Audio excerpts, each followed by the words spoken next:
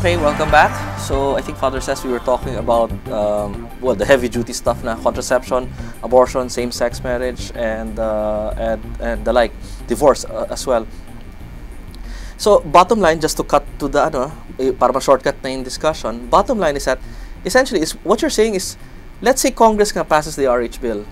So in essence, what you're saying is that even if Congress does pass the RH bill, and assuming that the RH bill is rendered, for example, by a court as constitutional, does that mean that people who actively follow their right reason, and even perhaps those who follow their own faith, would be justified in not obeying or complying with the RH bill? What is your take on that? Well, so I'm assuming that what you're calling as the RH bill is what is now presently being discussed, that will have some provisions that will promote contraception. So assuming that's the law, or that bill becomes a law, then I would say that yes, that law would contravene the natural law. Immoral siya. And therefore, hindi siya pwedeng sundan ng kahit sino. Any person with right reason. Oh, but we have to. I think we have to be a little bit medyo precise here. Hindi dahil yung tao, like for example, a Katoliko, hindi sinasabi natin hindi siya susunod sa batas na yan dahil hindi siya sinabi ng Catholic Church, but because porke mali talaga yung law na yon. Yes, is that what you're saying? That's okay. Right. It's against right reason. It's against natural law. So therefore, any person who uses reason correctly will realize that I cannot follow this law. If you notice, we're actually joined here by one of our close friends. His name is Edwin Lopez, and he is a professor at the San Carlos University. Well, welcome to the show. We won't take up much of further time. I believe you have some questions for Father Ses. Yeah, magandang araw sa iyo, Attorney Jemay, Father Ses. No? Ang isang katanungan ko, dahil madalas nating nadidinig ito, no? Ako ay tama, ikaw ay mali. No? Ano po ba talaga ang batayan ng tama o mali? Kanina nadinig ko po, sinabi nyo na ang batayan ng tama o mali ay kung ito ay moral o immoral. Pwede nyo po bang i-explain ito? Ano ba yung sinasabi nating ang tama ay sigon sa kung ano ang nakakabuti sa tao? Yung kasing pag may dalawang tao, nag-aaway sila, ako yung tama, then magtatanong sila, bakit? Diba? So therefore, ang bottom line is reason, kung ano yung mga dahilan. But then, in the end, tatanong nila kung ano yung mga reasons batay sa kung ano yung magiging sang-ayon sa kanilang kabutihan, sa kanilang katauhan, sa kanilang dignidad bilang tao. Kasi bottom line yun. So, kasi, hindi tama yung ginagawa mo dahil nakakasakit sa akin yan. Hindi tama yung ginagawa mo dahil dinadaya mo ako. Hindi tama yung ginagawa mo dahil hindi mo ko binibigyan ng respeto, etc. etc. So, yung batayan in the end, yung sarili niyang pagkatao at kung ano yung nakakasakit sa kanya at kung ano yung sang-ayon sa kanyang dignidad. Ibig sabihin, kung ito'y itinataguyod ang dignidad ng tao, ito ay mabuti. Yun po, ito ay tama. Kung ito'y nilalabag niya ang dignidad ng tao, ito po yung sinasabi natin. Yun po yung mali. Immoral. No? Pero sinasabi niyo po kanina, maganda po yung sinasabi niyo na sa pamamagitan ng gamit ng talino at rason, talagang mararating natin ang naturang batas. No? Opo, tama po yun. Kaya tama rin sinabi ni Attorney Jemay kanina na kahit iba ang relihiyon, o maaring walang relihiyon.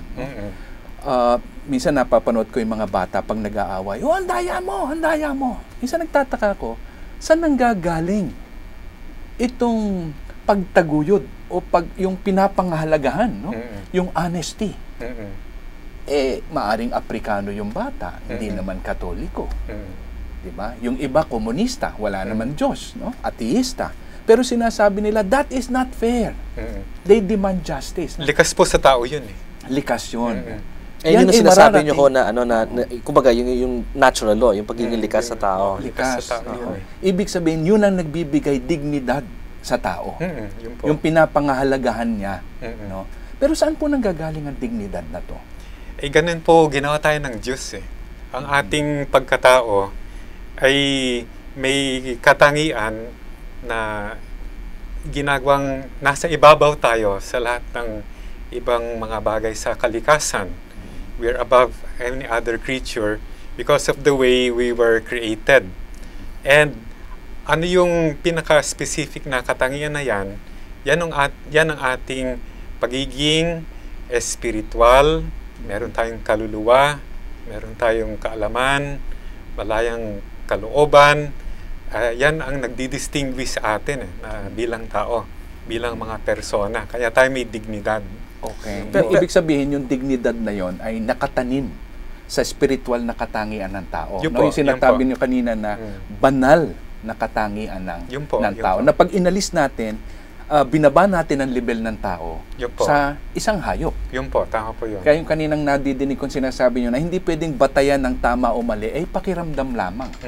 No? Dahil tayo ay merong kakayahan, no? Yung tinatawag na free will, no? Malayang kalooban. Yun po. Naloobin ang pinapangahalagahan natin kagaya ng pagpapasensya. Opo. Hindi naman masarap sa pakiramdam magpasensya. Hindi no? nga po, madalas hindi. Hindi rin masarap sa pakiramdam ang umunawa sa isang taong ayaw mong unawain no? O magbigay. Kaya maaring yan din yung kasagutan doon sa tanong kanina tungkol sa contraception na bagamat maaring walang pinapatay, posible bang sabihin natin na ang pinapatay po ng contraception ay yung pagkatao ng tao, yung dignidad niya. Kasi ninanakawan siya nung kanyang malayang loob, no? Na pangahalagahan, no? Ang pagmamahal, pagpipigil sa sarili. Opo.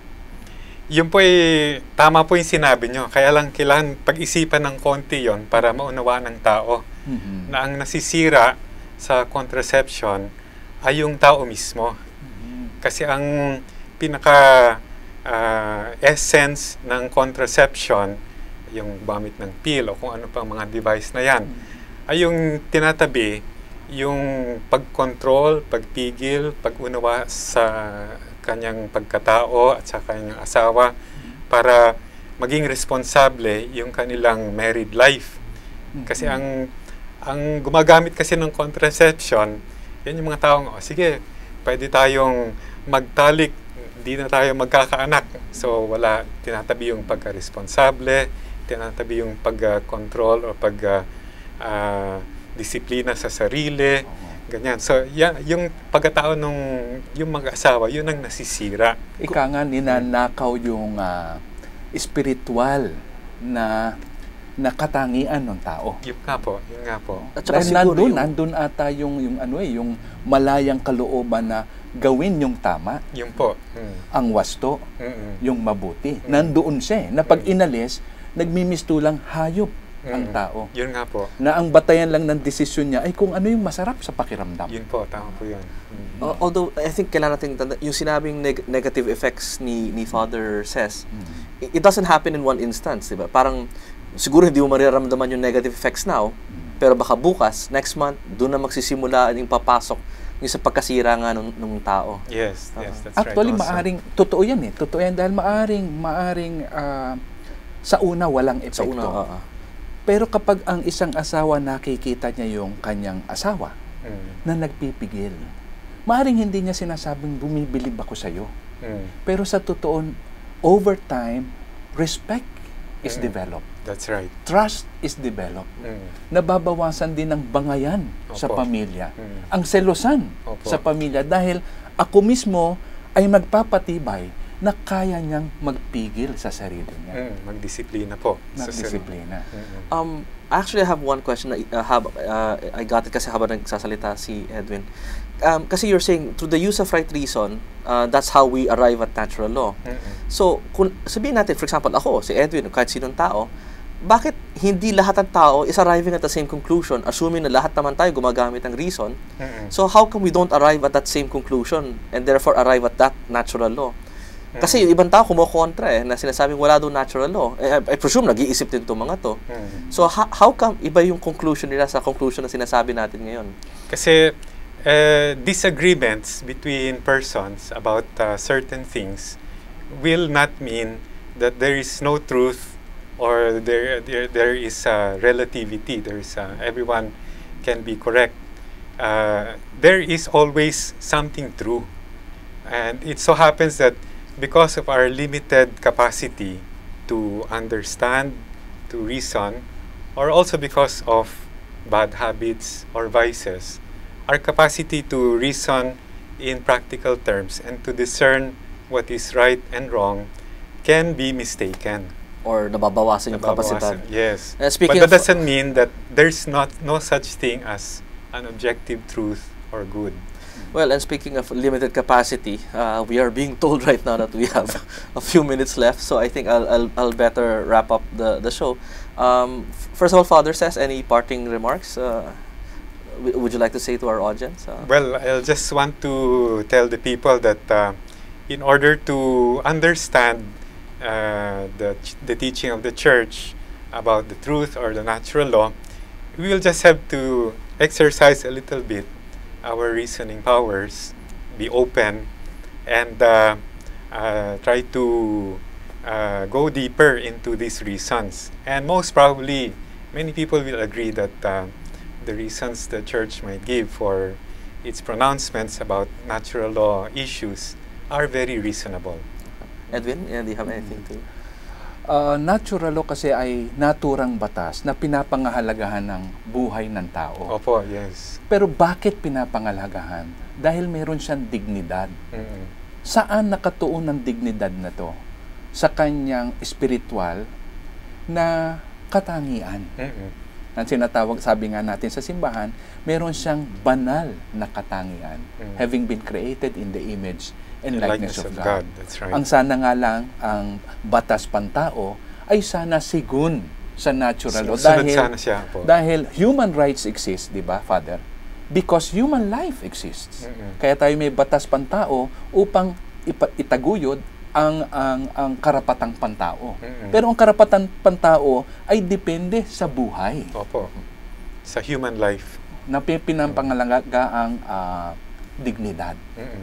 Okay. Well, thank you very much, Edwin. Thank you very much, Father Sass. Welcome. I'd just like to end this episode by saying that there's this one intellectual, his name is Etienne Gilson, and he once said that natural law buries its undertakers.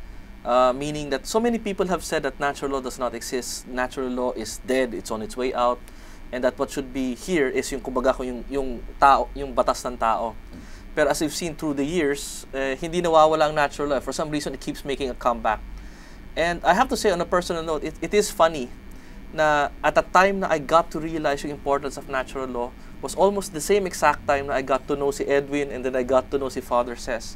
And it comes at an incredible moment na kung kailan lahat tayo ibinabattle yung evil of contraception. So there must be something there about the importance of natural law.